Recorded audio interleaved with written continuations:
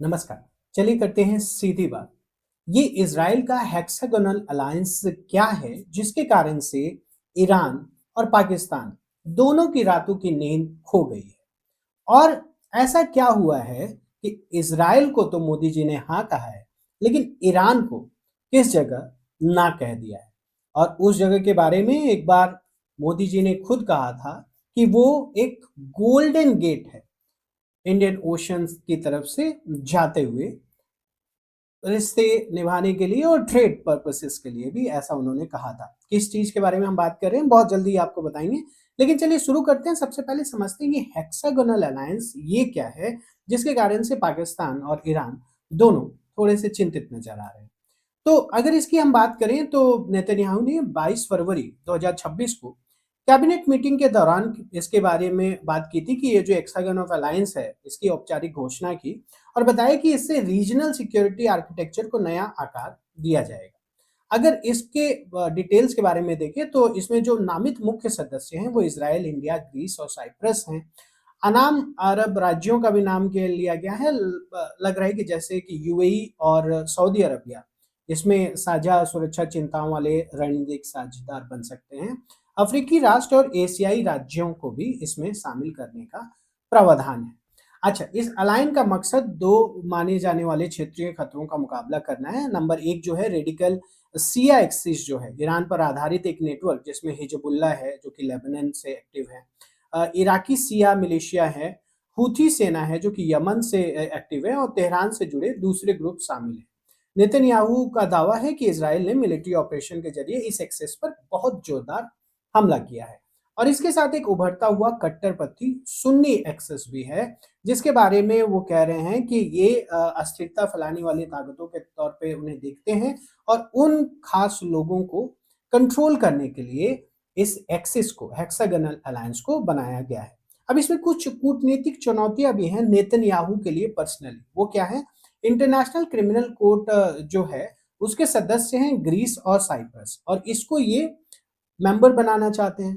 अब नेतन्याहू पर गाजा में कथित युद्ध अपराधों के लिए आईसीसी का एक अरेस्ट वारंट बाकी है, जिससे इन देशों पर यह कानूनी जिम्मेदारी आ सकती है कि अगर वह इनके इलाके में घुसते हैं तो वो इन्हें अरेस्ट कर लें और आईसीसी के सामने प्रेजेंट करें। अब यह उलझन अलायंस के लिए जो इंस्टीट्यूशनल फ्रेमवर्क है उसको कामयाब कर पाएगी या नहीं, उस पर कुछ सवाल जरूर उठाती है। इस बीच हम देखते हैं कि मोदी जी जो हैं वो इसराइल पहुंचे और वहां की जो संसद है वहां पे जाके उन्होंने भाषण दिया और सबसे पहले उन्होंने 7 अक्टूबर 2023 को हमास के जो हमले हुए थे इजराइल के ऊपर में उन्हें बर्बर बताया और कहा कि कहीं भी आतंक, हर जगह शांति के लिए खतरा है। इसके साथ में उन्होंने यहूदी और भारतीय रिश्तों पर भी बात की। उन्होंने कहा कि यहूदी समुदाय 2000 सालों से ज्यादा समय से भारत में बिना किसी जुल्म के रह रहा है और भारत में यहूदी लोगों को कभी फांसी नहीं दी गई और न ही उन्हें एंटी सेमिटिज्म का सामना करना पड़ा। आपको ये पता होना चाहिए कि द्वितीय विश्व युद्ध के समय में यहूदियों को दुनिया भर में खोज-खोज के मारा जा रहा था और उस समय भारत ने उन्हें शरणागति प्रदान की थी। भारत का रणनीतिक बदलाव अगर आप देखें और हम बात कर रहे हैं, मोदी जी ने इज़राइल को तो बहुत सारी चीज़ों में हाँ बोला, लेकिन ईरान को ना बोला और वो था चाबहार पोर्ट जो है। अब ये चाबहार पोर्ट का जो मामला है, आपको पता होगा कि भारत ने बहुत अच्छा खासा इन्वेस्टमेंट किया चाबहार पोर्ट में और भारत उसे जो है एक तरह से डेवलप करना चाहता था जिससे वो अपने जो भी ट्रेड्स हैं उसको भी वहाँ से पॉसिबल कर पाए। लेकिन इस बीच में हम लोगों ने देखा कि भारत ने 2026-27 का जो यूनियन बजट पेश किया उसमें चाबहार प्रोजेक्ट के लिए कोई भी पैसा नहीं दिया।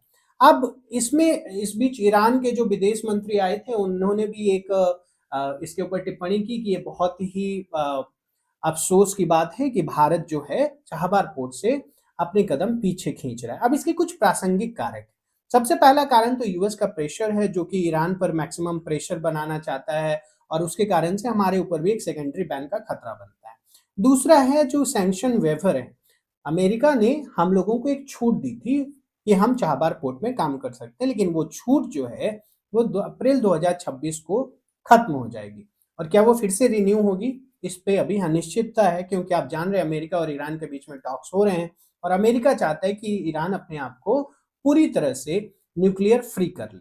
नाउ सिक्योरिटी कंसर्न इसके साथ में ये है कि भारत ने ईरान में अपने नागरिकों के लिए इक्वेशन एडवाइजरी भी जारी की, जिसके तहत वो कह रहे हैं कि आप अगर ईरान में हैं तो जल्द से जल्द वहां से निकल जाइए। और इसके साथ में स्ट्रेटेजिक अलाइन भी है, भारत इसराइल के साथ गहरे रिश्ते हो रहे हैं, यूएस के साथ भी भारत रिश्ते अच्छा कर रहा है। तो अगर हेक्सागोनल अलायंस का ये एक पार्टनर बनता है भारत, तो वो कहीं ना कहीं ईरान के खिलाफ ही जाएगा। चाबहार से भारत का हटना भारत के मिडिल ईस्ट स्ट्रेटजी में एक बुनियादी बदलाव भी दिखाता है, जिसमें इन चीजों को प्राथमिकता दी गई कि यूएस इजराइल अरब ब्लॉक के साथ वो तालमेल बैठाना चाहता है, दूसरे प्रतिबंधों से बचना चाहता है और इसके साथ में गल्फ देशों के साथ रिश्ते गहरे करना चाहता है।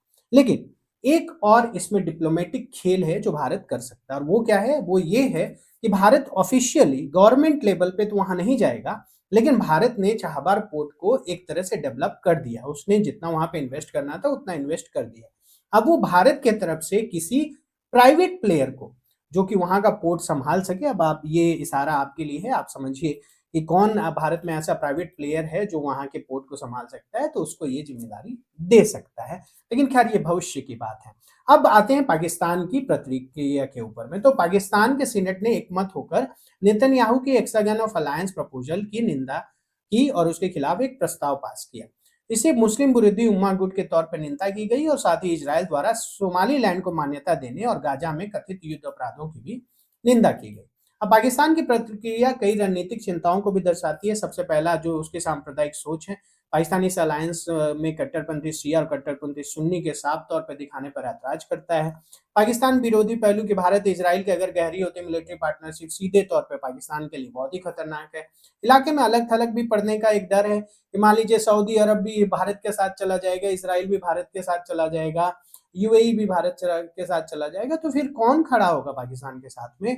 और फिलिस्तीनी एकजुटता, पाकिस्तान के प्रस्ताव में फिलिस्तीनी राज्य के लिए समर्थन की पुष्टि भी की गई और गाजा में इजराइल की कार्रवाई की निंदा भी की गई। तो ये कुछ चीजें थी जो पाकिस्तान एक तरह से अपनी शिकायतें कर रहा है और ईरान हेक्सागन को एक साफ घेरने की स्ट्रैटेजी के तौर पर मानता है।